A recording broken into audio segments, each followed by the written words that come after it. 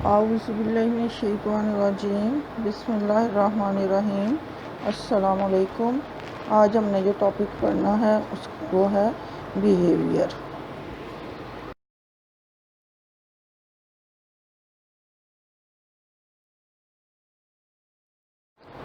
तो सबसे पहले हम ये देखते हैं कि बिहेवियर क्या है। Behaviour is defined as change in response to stimulus और the sum of everything that animals do. Ethology क्या है? Study of behaviour is called ethology. Types of behaviour क्या है? बिहेवियर की दो टाइप्स हैं, innate behaviour and learn behaviour. तो सबसे पहले हम देखते हैं कि इनेट बिहेवियर क्या है। Innate behavior is a collection of responses that are predetermined by the inheritance of specific nerve or cytoplasmic pathways in multicellular or unicellular organism। तो innate behavior वो है जो कि predetermined होते हैं inheritance की वजह से, genetic की वजह से, या जो गॉड की तरफ से दिए जाते हैं पैदाइशी तौर पर किसी भी ऑर्गेनिज्म को, और ये स्पेसिफिक नर्व और साइटोप्लाज्मिक पाथवेज के ज़रिए कैरी आउट किए जाते हैं। As a result of the fixed pathways a given stimulus would produce always the same response. क्योंकि नर्व का रास्ता और साइटोप्लाज्मिक पाथवेज जो हैं वो फिक्स्ड होते हैं, तो एक स्टिमुलस के नतीजे में एक ही रिस्पॉन्स जो है जो फिक्स्ड होता है वो पैदा होता है, उसमें कोई चेंज नहीं आती। All plant behaviour is इनेट। Plant का तमाम बिहेवियर जो है वो इनेट होता है क्योंकि उनके अंदर सीखने की या लड़ने की सलाहियत नहीं होती। Innate behaviour patterns have been developed and defined over many selected generations. और ये सिर्फ म्यूटेशंस के ज़रिए चेंज हो सकते हैं, इसके अलावा ये चेंज नहीं होते। According to Darwin 1859, complex reflexes are made up of units compatible with the mechanism of inheritance, or thus a product of natural selection that had evolved together with the other aspects of life। तो complex reflexes जो हैं, जो innate behavior है, वो units हैं जो कि बनी हैं इनहेरिटेंस के मैकेनिज़्म के ज़रिए और नेचुरल सिलेक्शन के ज़रिए, और ये बहुत सारी दूसरे लाइफ की चेंजेस के साथ साथ पैदा हुई हैं। और जब ये एक दफ़ा बन जाती हैं तो फिर ये उस ऑर्गेनिज़म की अपनी मर्ज़ी से चेंज नहीं होती। Responses of organisms having instinctive और इनेट बिहेवियर। इंस्टिंक्टिव और इनेट बिहेवियर जो कि पैदाइशी बिहेवियर होता है, पार्ट ऑफ इनहेरिटेड स्ट्रक्चर होता है, और by this structure the individual response to a particular stimulus. और इस स्ट्रक्चर्स के ज़रिए ऑर्गेनिज़म जो है वो एक ख़ास स्टिमुलस के लिए रिस्पॉन्स पैदा करता है। दिस रिस्पॉन्स जो है ये सिमिलर होता है मेंबर्स ऑफ अ स्पीशीज़। एक स्पीशीज़ के मेंबर एक जैसा रिस्पॉन्स शो करते हैं। All animals inherited some common responses which help them to survive. तो तमाम एनिमल्स जो हैं उनके अंदर एक जैसे रिस्पॉन्स पैदा होते हैं जो उन्हें सर्वाइव में हेल्प करते हैं, मदद देते हैं। By these responses animals have abilities like walking, चलने की सलाहियत होती है, मूविंग, जगह तब्दील करने की, रनिंग, भागने की, और ईटिंग, खाने की। साइंस stimuli as instinctive behaviour. According to the early ethologist Uexkull 1935, Lorenz 1935, ये दोनों जो साइंसदान थे उन्होंने इस बिहेवियर पर काम किया। तो उन्होंने कहा कि animal sometimes respond instinctively to specific and complex stimuli. बगैर किसी इरादे के एक ख़ास और कम्प्लेक्स स्टिमुलाई को रिस्पॉन्स करते हैं।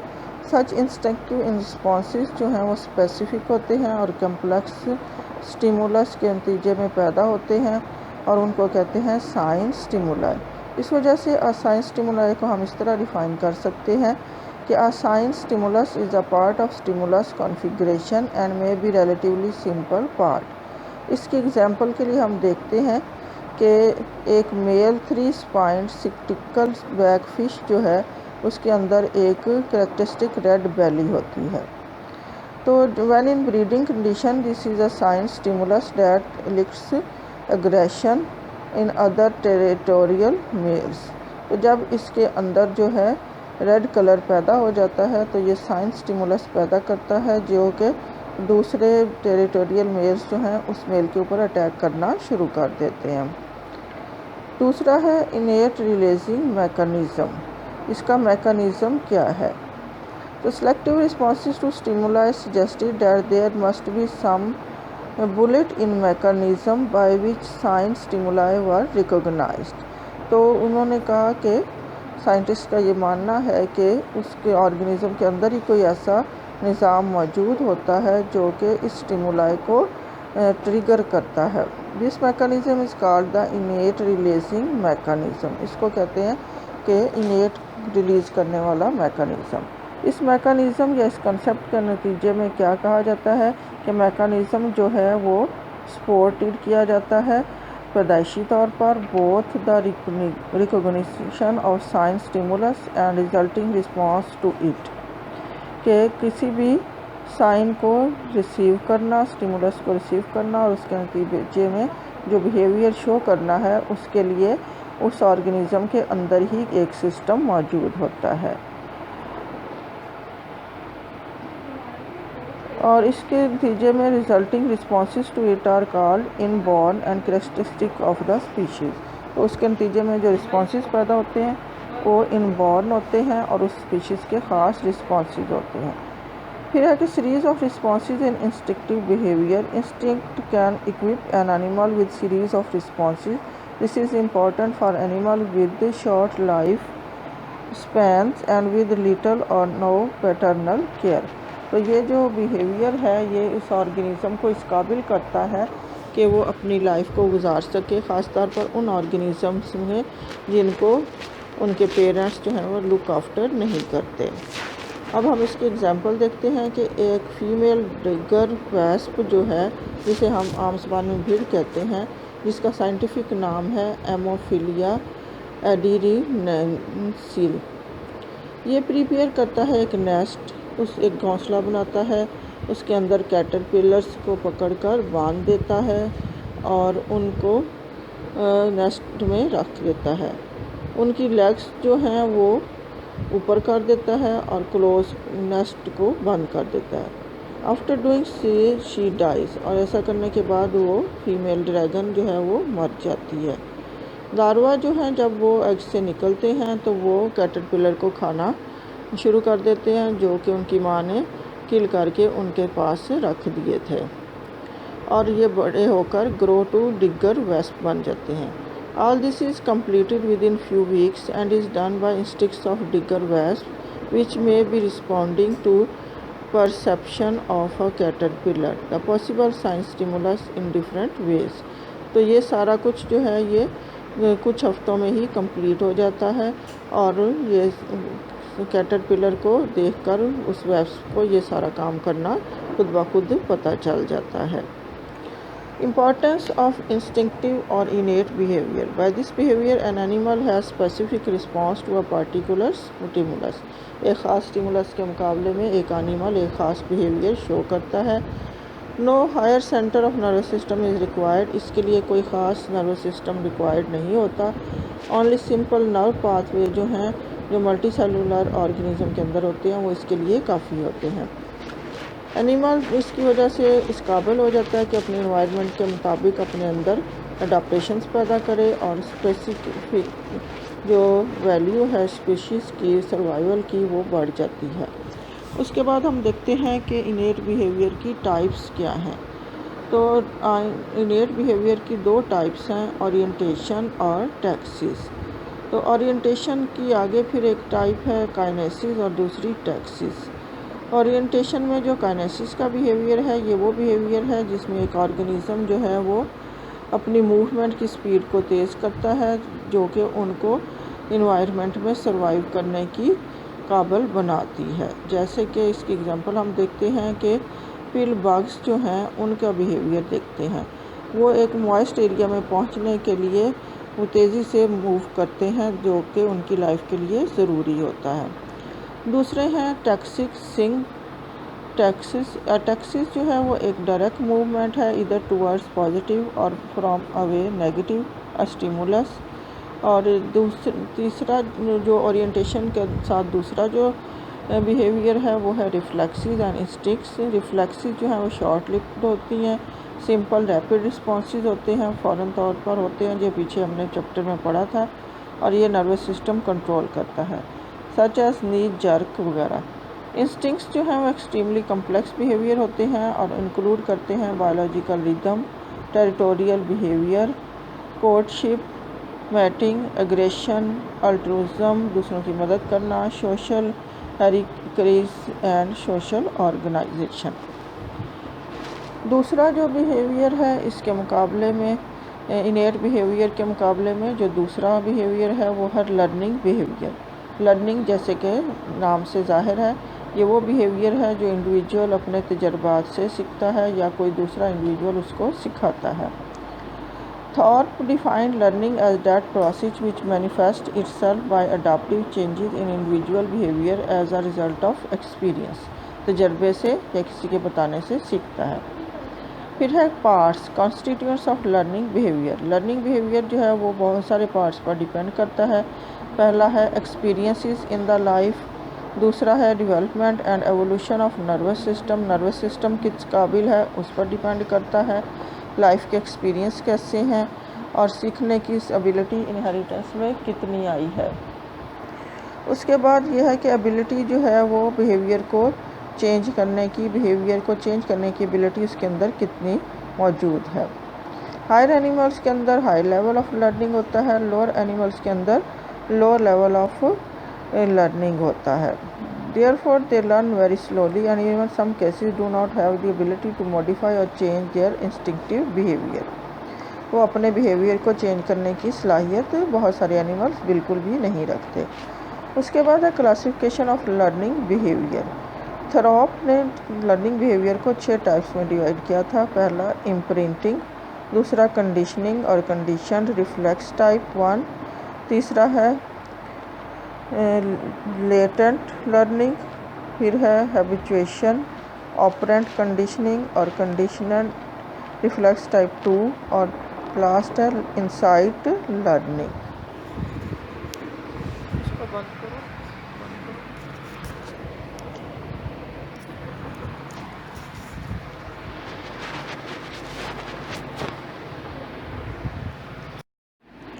अब हम देखते हैं कि लर्निंग बिहेवियर की पहली टाइप जिसे इम्प्रिंटिंग कहते हैं वो क्या है।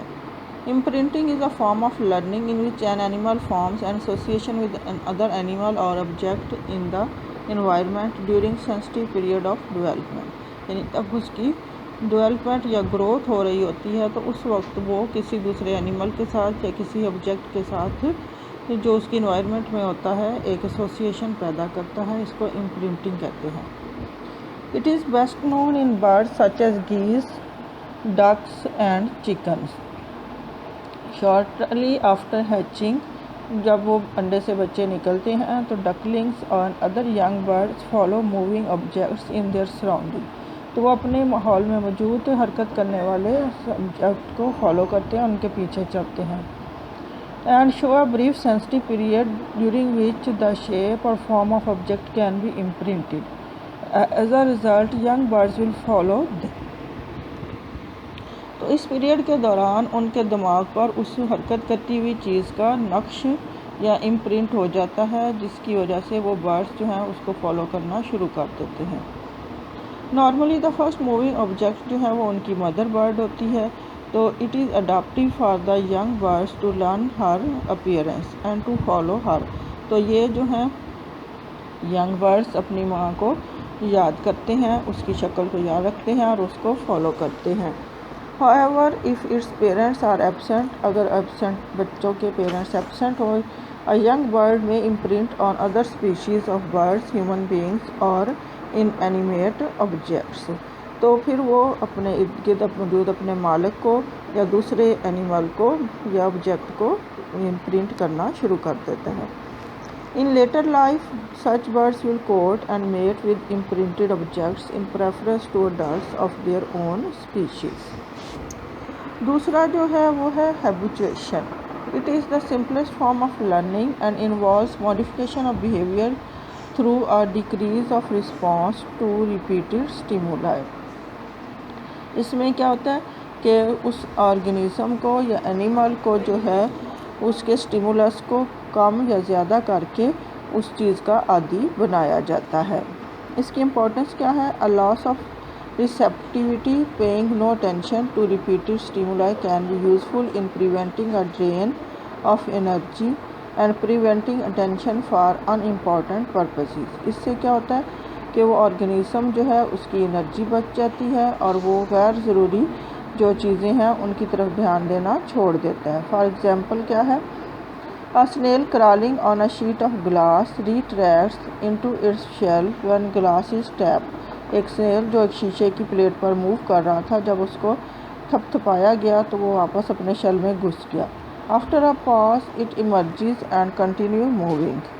थोड़ी देर के बाद वो बाहर निकला और वो अपना हरकत दोबारा शुरू कर दी। A second time causes retraction again but it emerges more quickly. जब दोबारा उसको हिलाया गया तो वो दोबारा भाग गया अपने खोल में और लेकिन जल्दी से बाहर निकल आया। Ultimately tapping has no effect and snail ceases to respond.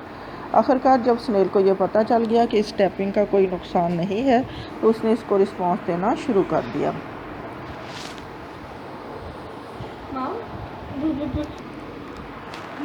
तो इसमें क्या होता है कि रोडेंट्स जो हैं वो रिस्पॉन्स करते हैं अलार्म कॉल्स को by other in their groups. If these calls are continued and no danger is confirm further calls may be ignored. तो वो उनके ग्रुप के कुछ लोग जब ख़तरा देखते हैं तो आवाज़ें देते हैं और अगर ख़तरा ना हो तो फिर वो इसको रिस्पॉन्स करना छोड़ देते हैं। तीसरा जो है लर्न बिहेवियर वो है क्लासिकल कंडीशनिंग और conditioned reflex type 1। It involve the pairing of an irrelevant stimulus with a natural primary stimulus that elicits an automatic response। इसमें एक प्राइमरी रिस्पॉन्स के साथ एक सेकेंडरी रिस्पॉन्स को अटैच कर दिया जाता है। इसमें क्या एक एक्सपेरिमेंट हम देखते हैं। पावलोव जो था उसने डॉग्स को देखा कि जब उनको खुराक दी जाती है तो वो सलाइवा सेक्रीट करते हैं। उसने जब खुराक देनी शुरू की तो साथ में उसने घंटी बजाना शुरू कर दी।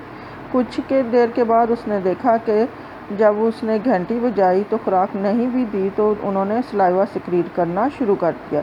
तो इस तरह से सेकेंडरी स्टिमुलस जो कि घंटी का बजाना था उसने खुराक के स्टिमुलस की जगह ले ली। इसकी इम्पोर्टेंस क्या है कि this type of learning broadens the ability of an organism to react appropriately to environmental changes. माहौल में होने वाली चेंजेस को ऑर्गेनिज्म रिस्पॉन्स करने की एबिलिटी बढ़ जाती है। This is because that the conditioning process removes dependence on one kind of reflex symbol for action। Next जो रिस्पॉन्स है वो है ऑपरेंट कंडीशनिंग और condition reflex type 2। This type of learning is also called trial and error learning and is a more complex type of learning than habituation. इसमें क्या है कि organism को ट्राई करने का और उसमें एरर के से सीखने का मौका दिया जाता है। This type of learning has been demonstrated and studied by Thorndike and B.F. Skinner. Under natural conditions, the achievement of a particular goal is the reward that directs random activities into a behavior pattern। कुदरती हालात में क्या होता है कि जब कोई organism कोई गोल हासिल कर लेता है तो उसके नतीजे में उसे कोई ना कोई रिवार्ड मिलता है। Trial and error repetition step by step lead to final achievement. तो इसी तरह से ट्रायल और एरर रेपिटेशंस के ज़रिए ऑर्गेनिज्म अपने गोल तक पहुंचता है। पहले वो गलतियां करता है लेकिन लास्ट में वो एक सीधा रास्ता या सीधा तरीका ढूंढ लेता है अपने गोल तक पहुंचने का।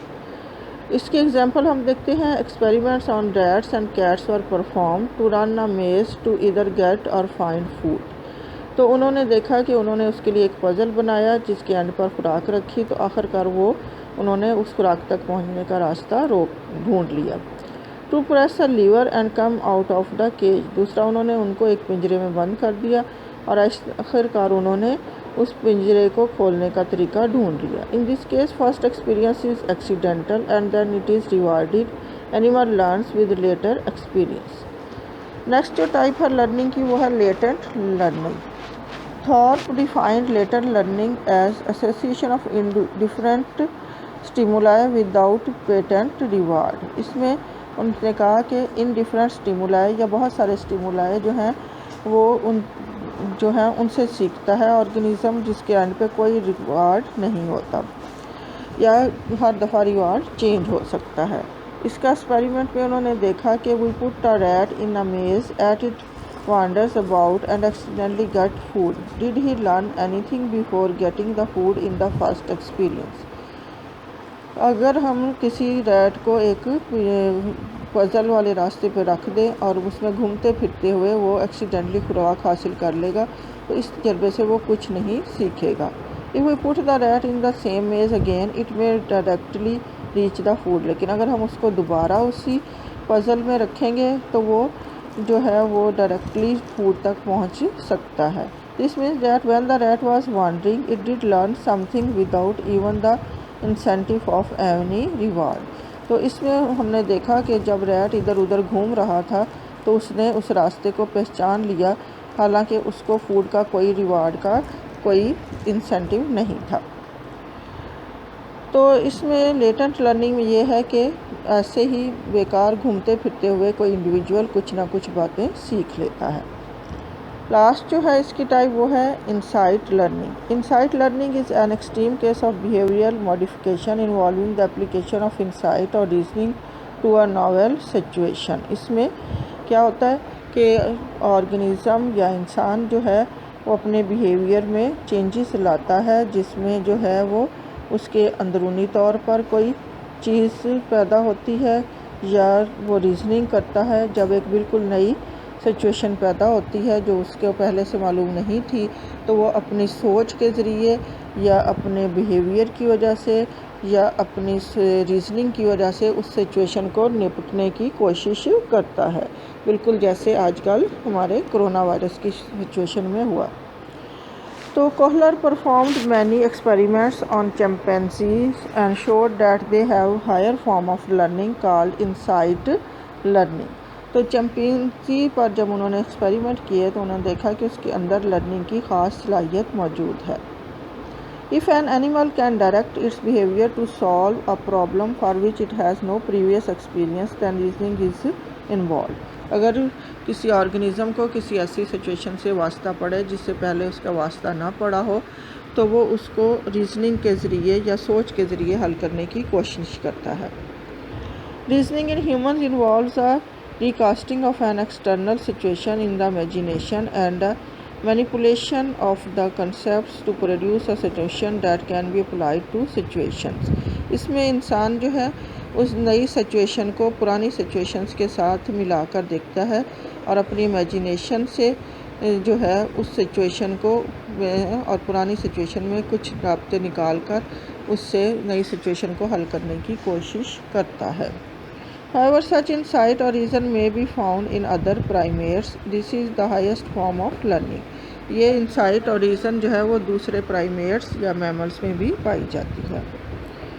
एक्सपेरिमेंट में हम देखते हैं क्या होता है। A chimpanzee is placed in a cage where fruit hangs from the ceiling. Chimpanzee को एक ऐसे पिंजरे में रखा गया जिसमें छत से फूड लटक रहा था और उसमें कुछ बॉक्सेस भी मौजूद थे। अब ये चिंपैंजी जो था ये डायरेक्ट फ्रूट पर नहीं पहुंच सकता था, लेकिन उसने जो है वो मुख्तलिफ़ बॉक्सेस को मुख्तलिफ़ साइज़ के बॉक्सेस को आपस में अरेंज किया और उसके बाद उसने वो फूड हासिल कर लिया। इससे साबित हुआ कि चिंपैंजी के अंदर भी कुछ ना कुछ सोचने की और प्रॉब्लम को हल करने की सलाहियत मौजूद होती है। इस स्लाइड में हम देखते हैं कि कुछ कंपैरिजन दिए हुए हैं इंस्टिंक्टिव बिहेवियर के और लर्निंग बिहेवियर के। तो बेस ऑफ द बिहेवियर क्या है, लर्निंग बिहेवियर में क्या है, डिपेंड करता है इन्वायरमेंटल इन्फ्लुएंस के। However ability to modify its behaviour depend on the heredity material. तो ऑर्गेनिज्म के अंदर जो है अपने बिहेवियर को चेंज करने की सलाहियत जो कि इन्वायरमेंट की वजह से होती है वो लर्निंग बिहेवियर कहलाती है और ये उसके हेरिडिटी मटेरियल पर डिपेंड करती है। जबकि इंस्टिंक्टिव बिहेवियर जो है वो हेरिडिटी मटेरियल पर डिपेंड करता है और उसमें वो इसको चेंज नहीं कर सकता। उसके बाद है दूसरा एक्सपीरियंस। इनेट इन बिहेवियर या इंस्टिंक्टिव बिहेवियर में एक्सपीरियंस का कोई रोल नहीं होता, लेकिन जो लर्न बिहेवियर है उसमें एक्सपीरियंस का रोल होता है। उसके बाद है सिलेक्शन एंड अडाप्टेशन।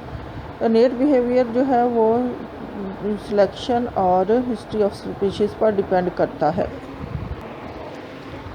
फिर है built in adaptive responses. Animal has a sense of responses in the nervous system और animal has a set of adaptive responses to its environment. फिर है एवोल्यूशन इन बिहेवियर। तो इंस्टिंक्टिव बिहेवियर जो है वो slowly evolve हुआ है species में, जबकि लर्न बिहेवियर जो है वो during the life cycle of individual पैदा होता है। एग्जाम्पल जो है वो इंस्टिंक्टिव बिहेवियर की हनी बीज हैं, जो कि विंग मसल्स और विंग टू फ्लाइट को अडॉप्ट करती हैं। इस तरह से वो फ्लाई भी कर सकती हैं और नेक्टर और पोलन इकट्ठी करती हैं। बिहेवियर ऑफ डिगर वेब्स जो है वो भी इंस्टिंक्टिव है during its brief life. For example locality of its nest where it has to return after hunting. तो वो सीख लेता है कि उसका नेस्ट कहाँ है जहाँ उसने वापस आना होता है। और जो लर्न बिहेवियर है उसमें कंडीशन रिफ्लेक्स लेवल है, टाइप 1 है, और दूसरा जो है वो ट्रायल एंड एरर लर्निंग है, तीसरा है क्रॉलिंग ऑफ स्नेल। तो नेक्स्ट हम देखते हैं इस स्लाइड में नर्वस और एंडोक्राइन कोऑर्डिनेशन। तो नेक्स्ट हम इस स्लाइड में देखते हैं कि नर्वस और एंडोक्राइन कोऑर्डिनेशन में क्या डिफरेंस होता है। नर्वस कोऑर्डिनेशन जो है वो न्यूरॉन्स के ज़रिए होता है और न्यूरॉन्स के जो हैं वो कुछ केमिकल्स पैदा करते हैं और इसके साथ साथ न्यूरॉन्स जो हैं वो small group of specific cells पर न्यूरोट्रांसमीटर इफ़ेक्ट करते हैं। This has immediate effect to show response to a stimulus. अब नर्वस कंट्रोल जो है वो इलेक्ट्रिकल सिग्नल्स के ज़रिए होता है और ये फास्टर और रैपिड इफ़ेक्ट शो करता है और इसमें जो है वो कुछ केमिकल्स जो हैं वो भी पैदा होते हैं जो शॉर्ट लिव्ड होते हैं और फ़ौरन अपने रिलीज़ होने के बाद अपना काम करके ख़त्म हो जाते हैं। उसके बाद जो केमिकल कोऑर्डिनेशन है इसमें हार्मोन प्रोड्यूसिंग सेल जो हैं वो न्यूरोसेक्रेटरी सेल कहलाते हैं और ये हार्मोन्स जो हैं ये डायरेक्टली ब्लड में पोर किए जाते हैं और ये हार्मोन्स जो हैं वो ब्लड जो है वो मिलियन ऑफ द सेल्स को पहुंचाता है और उसमें से सिर्फ फ्यू जो हैं वो रिस्पॉन्स करते हैं। हार्मोन्स जो हैं वो इमीडिएट इफ़ेक्ट भी रखते हैं और प्रोलॉन्ग्ड इफ़ेक्ट भी रखते हैं और ये डिपेंड करता है केमिकल स्टिमुलेशन पर और ये बहुत रैपिड नहीं होते बल्कि हार्मोन का इफ़ेक्ट जो है वो स्लो होता है और प्रोलॉन्ग्ड होता है। अब कुछ सिमिलैरिटीज़ भी हैं दोनों में। बोथ हार्मोन प्रोड्यूसिंग सेल्स और नर्व सेल्स जो हैं वो केमिकल मैसेंजर्स पैदा करते हैं। दोनों जो हैं वो केमिकल्स को एक्स्ट्रा सेलुलर स्पेस में रिलीज़ करते हैं। दोनों जो हैं वो कोऑर्डिनेशन की में हेल्प करते हैं बॉडी की। दोनों जो हैं वो उस वक्त फंक्शन करते हैं जब उन्हें स्टिमुलेटेड किया जाता है और दोनों जो हैं वो होम्योस्टेटिक में इम्पॉर्टेंट रोल प्ले करते हैं। तो यहाँ पर इस लास्ट स्लाइड में जो है वो कुछ पिछले पेपर दिए हुए हैं। इन पेपरों को आपने अच्छी तरह याद कर लेना है। इन क्वेश्चंस को आपने कॉपी के ऊपर पहले चैप्टर को याद करने के बाद हल करना है। तो ये इसमें जो है वो शॉर्ट क्वेश्चंस भी दिए हुए हैं और लॉन्ग क्वेश्चन भी दिए हुए हैं और MCQs भी दिए हुए हैं।